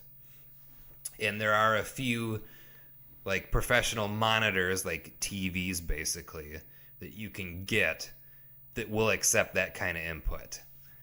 And so it's a whole mess. What's interesting about formats is that, so I used to work on radio, and radio, the formats that we'd use for radio were totally different than what you would buy as a consumer. So when I worked on radio, we used mini discs. Yeah, I had a mini disc player. Yeah, I still have one. I still own it. I never got rid of it. So we would use mini discs for our main format. And so what you would do in a lot of like broadcasting formats is totally different than what you would use as a consumer. And so I think that's a very interesting difference of like what you use professionally versus what people use at home. Mm-hmm. Anyways. Why this was never implemented in America, I have no idea, because a true RGB signal from any of the older systems is the greatest shit you will ever see. So crisp, so clean. But then again, there's a lot of people out there like, ooh, I like video games because, things look shitty and it has a retro look to it. I don't adhere to that kind of thing. I like my shit looking real sharp. Real sharp.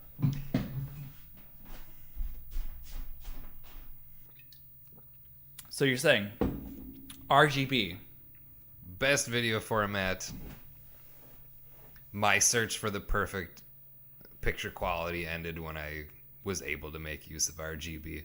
But I digress with the Neo Geo thing. I mean, that opens up new doors for me. I start seeing more things.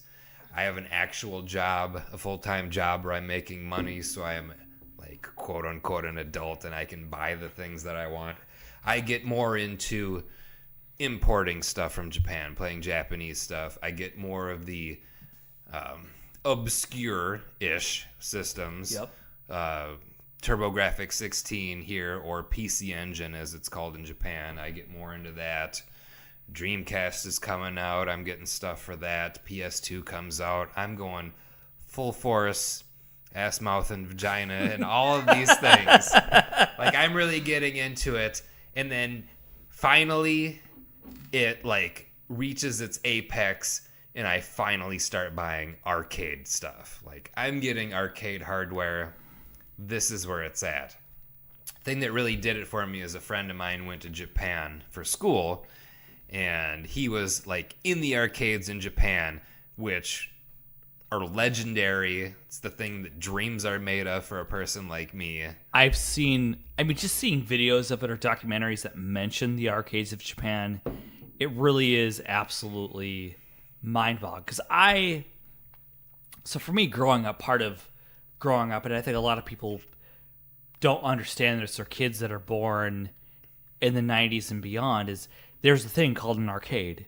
And you would go, and each thing you would go to is its own distinct thing, its own game, its own experience.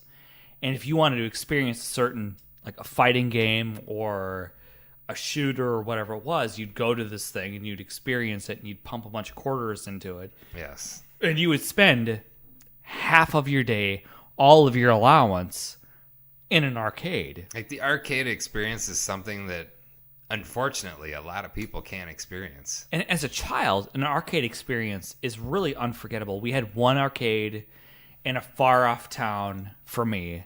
So you'd go there, and you would spend... And, of course, it's always like you're there with your family. You want to spend all day there, and you only get a limited amount of time. And again, so that's where I experienced Mortal Kombat. Oh man, Mortal Kombat, seeing that in the arcade for the first time.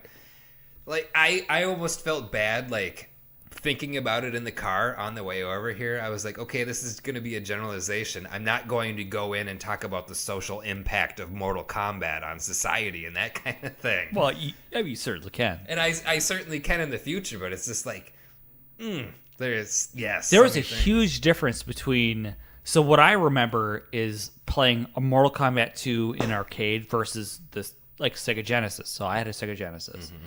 It was a huge difference. You wanted to go, if you wanted the best quality graphics experience, you would play it arcade. At the arcade. And that was the thing, is like, it's kind of like versus, like right now, maybe the best way to describe it is a PlayStation versus a PlayStation, or PS4 versus PS Pro. Regular PlayStation 4, great. But if you want that extra bit of finish...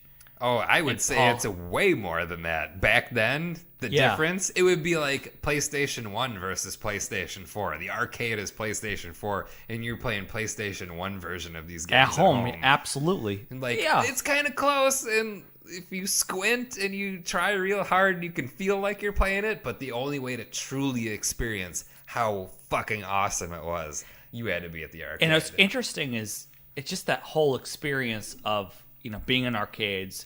And what I liked about it was when you're in an arcade, you're with other people that really enjoyed the same thing you did. Yeah. And they're there for the same experience. And they both understood, hey, I have Mortal Kombat 2 at home. But the only way they could really experience it is in some random back alley, like, mini golf course place that has an arcade that has Mortal Kombat 2. I would personally love to have a Mortal Kombat 2 arcade setup. That would be amazing to me. And you know what? That's exactly what I thought. So my friend gets back from Japan. He tells me about this game that he played out there in the arcade. He buys one. He brings it over to a friend's house who has a device that lets you play arcade games on a regular TV. Now this device, I don't know how it got its name. There's many different styles of them, but it's called a super gun. And a super gun is what you use to play arcade games on a TV if you don't have like the large cabinet setup. Right. I see maybe 2 minutes of this and I go, I am buying this. I'm getting it. I go on the internet, I find a place that sells it, boom, I buy it. Total downhill from there. Like, I'm getting arcade games like crazy. I'm reliving the experience. One of the greatest impacts for gaming on me when I was a kid was seeing Samurai Shodown 2 in the arcade. I would go to this place, I would play it, be like, this is fucking amazing. It felt at the time so ahead of its time. So much different than Street Fighter 2, which was out at the time. Right. Like, so much different from that because here you are, you're like samurai or other characters fighting with swords. There's blood. You kill the other person. It's in a classy way. It's not over the top Mortal Kombat style, but in a very artistic package. Graphics, sound, like traditional Japanese music is playing in this game. It's crazy. Holy shit. It's a totally different experience in life. Yeah. So I play that. My mind is blown. I look up. There is a port of Samurai Shodown 1 on the Super Nintendo. And I'm like, this game in the arcade is so tight. I have to go pick this up. I pick up the game. It's kind of a disappointment in comparison. As it is. So it's a bad port. The graphics aren't as good. The gameplay is not as good. It's a pale shadow of that. I deal with it. Fast forward to when I get a Neo Geo. Bam, I get Samurai Shodown 2. That doesn't satisfy me. Bam, I get Samurai Shodown 2 for the arcade. I have that running in an arcade machine. Last night and the night before, I actually fired that shit up in my cabinets that I have at home, and I was playing that. And it's just like, I'm reliving these memories. So the thing is, you and I have never done that together. We have never experienced any of your arcade games fought against each other and anything like that ever. We've never made a night of that. Right, yeah. And, it's weird. People will come to my place and they'll see these machines and they'll be like, what are these things? What is this thing that's taking up 65% of your living room? Most of my living room is being taken up by my arcade cabinets that I have and like my collection of games. A lot of people just want to know what it is and then they don't want to see it any further. They're like, oh okay. I mean, they think it's weird. I don't know. I am very fascinated to find out more because video game, especially arcade video games, are something that interests me. There's the nostalgia factor. Now, I don't have cabs. That's an investment. You've chosen to go down a road and to pursue a passion that requires time, energy, and money. And skill, too, because a lot of work that you have to do on these things, you have to know what you're doing, whether it be electrical, mechanical, or whatever. The maintenance to keep these things up and running, just the stories that you've told me as far as replacing batteries and trying to save saves and buy out all those. There is skill involved in it, and you're a skilled person as far as... I am a skilled person, not by choice, but out of necessity. Right. People seek you out because of your skill. They do. I repair or modify a lot of older video game stuff. And the reason I got into it is because there just aren't a lot of people out there who do it. Mm-hmm. And I needed to get stuff done. The worst thing that happened to me with that is I had a particular game. The game was Pro Gear. And it was on Capcom's CPS2 hardware. And basically this hardware in it has a battery. And if this battery dies, it wipes all the memory of the game that are on the chips in it. It has a suicide battery is literally what it's called. So I have this game. It is said that the batteries are supposed to last about 5 years. The game was older than that when I had it. I wanted to send it to someone to change the battery in it. This guy ended up having the game for over 6 months before he did anything to it. And the whole time, I'm just freaking out like, what if the battery dies in this? This thing is dead. I mean, now people have found ways to revive games that have died. I mean, people have worked around the software and figured things out. But at the time, it was iffy. And it's just like thinking about this the whole time. This guy has this. He didn't do it. And literally, like all it takes 2 minutes to do. You just have to know how to use a soldering iron and be quick. So it's like after that experience, I was like, I got to do this myself. And I got into just finding out all the things that need to be done. So people seek, and one of the things that I think our listeners don't understand or don't know about you is that people seek you out to do modifications on retro consoles as far as video and audio outputs and things of that nature. Like you update outputs. Yes. So it's like I take older stuff, and then make them work with newer stuff. Mm-hmm. And so I think that's one of the things that I think people should understand as far as your perspective and your passions and things that a small select group of people know about you personally is that you make modifications to older systems, be it maintenance or updating outputs. Yeah. So when I've been into this hobby, for all the years that I've been to it, at any given time, there's only a handful of people who know how to do things and are willing to, sell them out. Like, you need something fixed. This is the person to do it. There's only 4 of them who do it at the time. And it always ends up being that, like, after a little bit, these 4 people who do it, they disappear and they don't do it anymore. And that's just left with you. And I doing it now myself, I absolutely see why. Because there are so many people who need work done. There's so many people who don't know how to do the work that they are all just like completely inundating you with requests. And I'm trying to do everything I can right now to not take on work. But so many people are hitting me up, and it's just like, I don't even really make money from doing this. It's just like I'm doing the community a favor just because of my passion for this type of thing. Like, Sure. prevents me from saying no, and I'm doing this stuff. Like, the best example I can give is here in America. I had mentioned the system earlier. TurboGrafx 16, was a cartridge-based system. It uses a cartridge. It kind of looks like a credit card, so that's really cool in itself. This tiny thing could have a game in it. But then it had a CD add-on to it, much like the Sega CD, where you could play CD games on it. But later on, they streamlined things and released a system called the Turbo Duo. So Duo as in two things. You've got the cartridge and the CD-based system put together in one package. And at the time that came out, there is an electrical component inside called a capacitor. Basically, a capacitor stores electricity. Yep. And with these, they used a new style of them, what's called surface mount capacitor. And really what that is you've got a circuit board, and instead of putting two holes through it for legs coming off of these capacitors to be soldered in, it would literally mount right on the surface of a circuit board.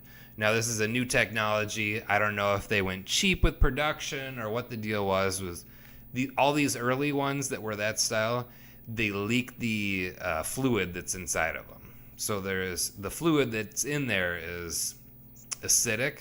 So once it starts leaking, it starts ruining shit. Right. Every single Turbo Duo that was released in America has this problem. All of them have leaking caps, and if all of them go, caps short for capacitor, and if they go, and if they're left too long, they will destroy all the little, what's called traces, the metal legs, and basically paths for the electricity to go through. It'll eat them up and ruin it, and then it won't work anymore. So all of them need to be replaced. All of them. Every single one. I have done so many of them. It is just driving me nuts. So how many have you... So what I want to know is, do you basically charge just to do the replacement cost of the capacitors, or do you actually charge for time invested into the thing? I really should be charging for the time that it takes me to do, because if I charged hourly, would I make it work? You'd be rich. I'd make a lot of money, but it would be prohibitively expensive for anybody to get anything done. Like, it wouldn't even be worth it at that point. So basically, I charge cost for the parts and shipping, and I just do it, and that's it. Because it's a passion and you want to support. Yeah, because it's a passion. And, all these things are dying. I don't want them to die. People don't want them to die. They want to be able to enjoy the games. Of course, there are other ways to enjoy these games. You can use emulators and that kind of thing. But there's a huge chunk of people out there who want to use original hardware. So I think it's an original point. And one of the things, when you talk to me about what you want to talk about for this episode, because the demand is so high, because what I was reading is, I've read articles about basically like people of a certain age are coming into money. They're coming into their careers, and so they have money to spend, free money to spend for the first time in their lives. And so retro gaming is really popular, and it's driving prices up of Sega Genesis, of Neo Geo, of all these things becoming rare commodities again. So just in the same way that when you were initially a kid, the Neo Geo was the holy grail of things to grab.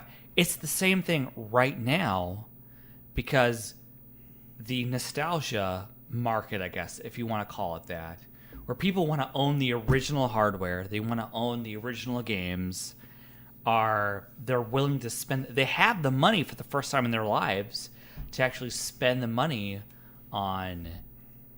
They're looking for the next hot thing. But the nostalgia factor. And the nostalgia factor. So it's not being produced anymore. So I remember being able to get a Sega Genesis for $5 at a garage sale. Now, medium price for a original Sega Genesis is $80. if you want to buy an original system, and not like the precursor Sega Genesis, like the regular mainline Sega, is $80. And people are willing to pay that kind of money for those systems. And as thinking about what actually is involved in a Sega Genesis, there's not that much going on. And people are willing to spend $80 on an original console of just the general run-of-the-mill Sega Genesis. Right. I mean, regular Nintendos, especially, or even the games for it, like the pack-in Super Mario World. Super Mario Brothers, I'm sorry. So Super Mario Brothers / Duck Hunt. You could get that for like 50 cents. I know people who would go and clear out a place of them and just like throw them out the car window as they're driving around just because. Right. Just because. You aren't going to get it for that price now. There's no way in hell. So I do keep, because like myself being a person of nostalgic disposition, I suppose, I loved it. I love Genesis. It's what I went from Nintendo. I went from Nintendo to Genesis. That was I didn't go Super Nintendo. I went Genesis instead. I jumped ship. I went to Japanese. Sega does what Nintendo don't. Right.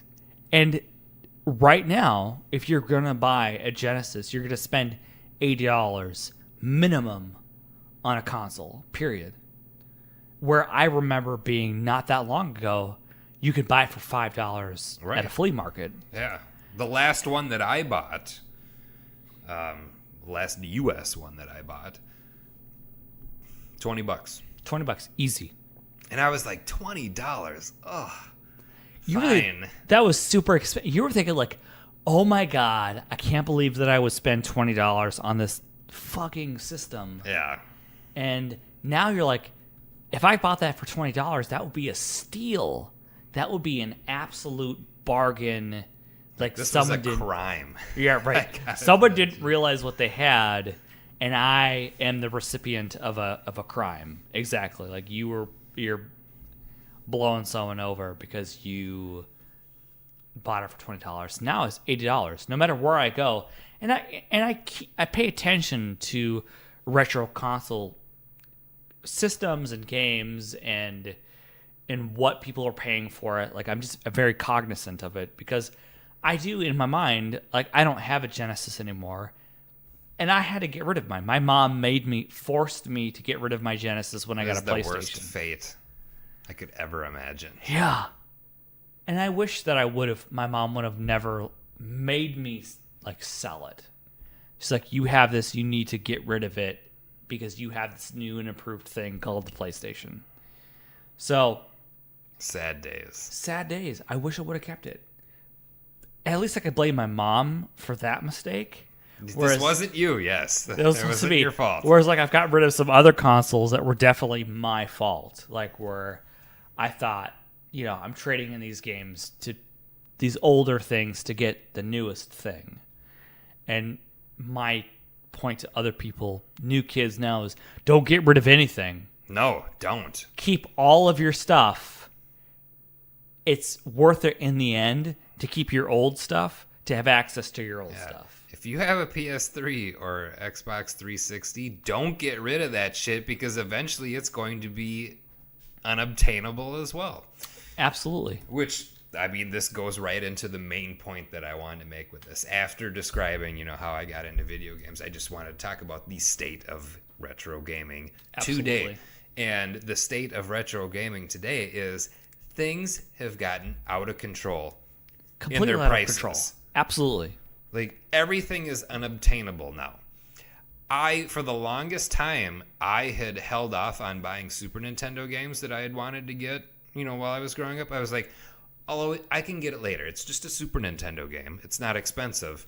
I have to focus on getting hundreds of dollars to buy Neo Geo games, so I'm not going to think about these Super Nintendo games that I want right now. Well, some of these Super Nintendo games right now are so fucking expensive, and it's not just Super Nintendo games. It's everything. It's absolutely regular NES, Genesis, Super Nintendo.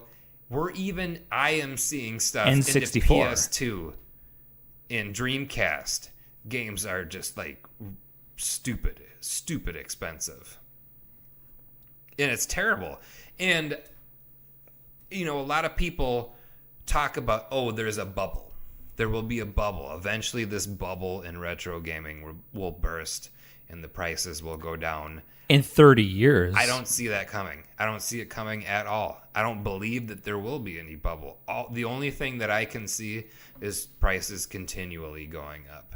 I agree with you because I suppose our generation, being that it technically is like a 20-year span, I agree with you. I don't see a bubble really popping until the next generation blows over and we're old. And I've read an article basically saying, basically people of our era are now becoming full-fledged adults, which means that we are, I suppose, independent from our parents. We are lived a life and can attain a certain amount of equity and things ourselves. Amount of disposable income. We are becoming actual adults for the first time, and nostalgia is coming over. Well, we're the second largest generation to our parents, and that should be like baby boomer. Baby boomer, right?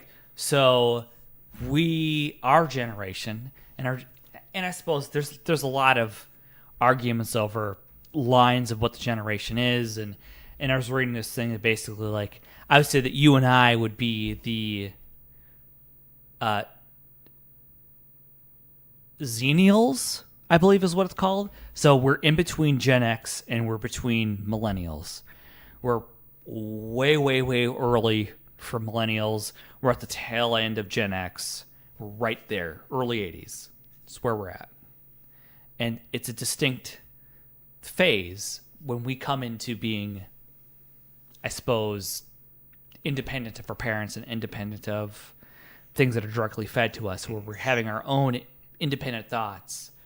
And it's a different time frame from, say, millennials that were born in the late 80s or early 90s. Or whenever. We're supposed to be from, who knows? And that's the thing, like, demographics are really a tricky thing. So depending on who you're talking to, demographics define a millennial either from the late 70s all the way until 2000. That's a gigantic age. That's a big chunk in time. But then there's two distinct baby boomer generations, where there's the early baby boomers, phase one, and there's phase two of baby boomers. And I feel like at some point in time they will have that distinction of phase one and phase two, because my experience is definitely different than someone who's born in the 90s and onwards. Right. It's a completely different, it's an entirely different experience as far as school and worldview and access to technology versus someone that's born in 90 beyond. And I'm not really sure what my point is being with that, just the fact that I'm trying to distinguish the fact that... Well, I think that talking about our generation, what you've been saying, the nostalgia factor, like, that is a real heavy thing for us. Mm-hmm. And I feel like other generations of people, that's not something that really affected them. But for some reason, we got to relive this childhood thing that we were so into. And then we got to do it. But then there's a later generation that are like, ooh, I'm trying to find out what's hip. This thing was cool. I think I'm going to get into that and do that thing. Yeah, because I remember, and I'll say that's certainly true. So remembering when the Jaguar came out, or the Sega CD, or remembering when the Super Nintendo or Sega Genesis, and really actually struggling with the decision, am I going to get a Super Nintendo or am I going to get a Sega Genesis? That was a real struggle in life. If I can fucking get anything at all. Right. I do remember, like, I had a regular Nintendo, and it was such an amazing thing to get. It blew my mind. But just so you know, I only ever had 3 games for regular Nintendo. That's it. In the entire lifespan. What did you have? So I had I had Mario 1, Okay. Mario 2, and Mario 3. That's all I ever owned for the original NES. I mean, there could be worse things to own than that. There could be worse, but that's my entire as far as what my parents could afford to buy me, and what I you could got to choose be some from. Italian plumber, and that's it. Right, and you had to choose, like, when it came to Christmas time or it came to those things, you really had to make a really hard decision, and it was soul tearing. If you got Mario 3 when it came out, that's actually pretty impressive, because that shit was expensive as fuck when it came out. I got that when it came out. That was the thing. So I got shut down on that real hard. So I'm sorry for you. I was not shut down. And that changed my entire, like, that was the first video game that really, that blew my mind, that blew my perception, that really showed me more what video games can do. And, for me, in my own experience, the first console I owned was an Atari. My dad was a video game nerd very early on, and we had Pitfall, we had Pong, we had those things, and I experienced those from a very, very young person in the 80s, and then getting a Nintendo, and that being mind-boggling, and having that fucking gun, and doing Duck Hunt. That was crazy. And I remember Mario 2 being almost like a revelation versus Mario 1. Like, I thought it was such a revolutionary experience versus the first game. And then Mario 3 came out, fucking forget about it. Like, that was again, the mind was totally blown as far as what could video games can do. And so it came to a real decisive struggle, which was, do you get a Super Nintendo or do you get a Sega Genesis? My brother and I decided on the Sega Genesis because we wanted Mortal Kombat. You can get that. You could get Vector Man. Sonic the Hedgehog was the thing that ultimately settled the whole debate. Sonic the Hedgehog was like, that is the thing where the future is going. We want to experience that. And we had to make that decision. It wasn't like we can have both. If I were to describe you as like a person using a video game console, you would definitely be a Sega Genesis, because at the time that the Genesis was out, it was like touted as like the bad boy of systems. Yeah. It was for the alternative crowd. Like, this is for the cool hip people. Absolutely. And this other one is for like the nerds. And I mean, just in general, at the time that those were out, if you played video games, you were an ostracized nerd. Oh, absolutely. Video games, like, regardless, if you played video games at the time of Sega Genesis versus Super Nintendo, you were on the outer... You were a social outcast. You were an outcast. Right there. But then you had to make a very clear distinction. Were you a Genesis or were you a Sega person? That's the same thing. Yeah. And you had to, like, really choose. And the things that Genesis were doing were, like, that really appealed to me, like the fast-paced, the commercials that they were doing at the time. Oh yeah, great, absolutely. So I really got into Sega. I really got into Sonic the Hedgehog. I really got into Vector Man, Toe Jam and Earl, and then Mortal Kombat 3 came out for Sega Genesis. Fucking blew my mind as far as three came out on a cartridge system. I thought did. It wasn't until like PlayStation. Saturn that it came out. Nope. So Mortal Kombat 3 came out on the Sega Genesis. I might be thinking of Ultimate Mortal Kombat 3, maybe. Ultimate Mortal Kombat 3 also came out on Sega Genesis. That's what came out, and that blew my. You could look it up. You can do that. I gotta fact check this. Fact check it, because I had Mortal Kombat 3 on Sega Genesis, and I played it obsessively. Like, when that game came out, it was all that I could think of. Nothing else mattered in my life. Because, I mean, definitely when the first Mortal Kombat came out, the Genesis version was the one to get because you had the blood code. On the Super Nintendo, you got the white sweat And it wasn't until Mortal Kombat 2 came out for both systems that you were getting blood and violence on both of them. And on that one, I definitely have to say that Mortal Kombat 2 on the Super Nintendo was the superior version. Although going back to it now, it's kind of rough. Maybe the 32X version would be a little bit better. So let's wrangle this back. Wrangle it back. So on to what I really wanted, the main point that I wanted to make out of all of this at the end, after talking about how I got into it and, how gaming has affected me and, kind of molded me into the person that I am with my interests. Like, the state of retro gaming now, like, if you want to get into it, basically don't. Yeah, don't do it. Because the prices are just absolutely prohibitive. Mm-hmm. They just keep going up and up and up. Really, all that needs to happen for this kind of sensational activity to happen is for, like YouTubers out there like Angry Video Game Nerd or the Let's Play series. All they have to do is do a show on a game, and you can see overnight prices just skyrocket on a single game. So it's like insane. You have to be a very rich person if you want to get into it. Now, like me, myself, I haven't bought like an older game for quite a few years just because I can't. And going back to what I was saying earlier, like when I was getting Neo Geo stuff, I'd be like, oh, I won't get anything for Super Nintendo because it's Super Nintendo and it'll always be cheap. Well, guess what? It's not. That didn't happen.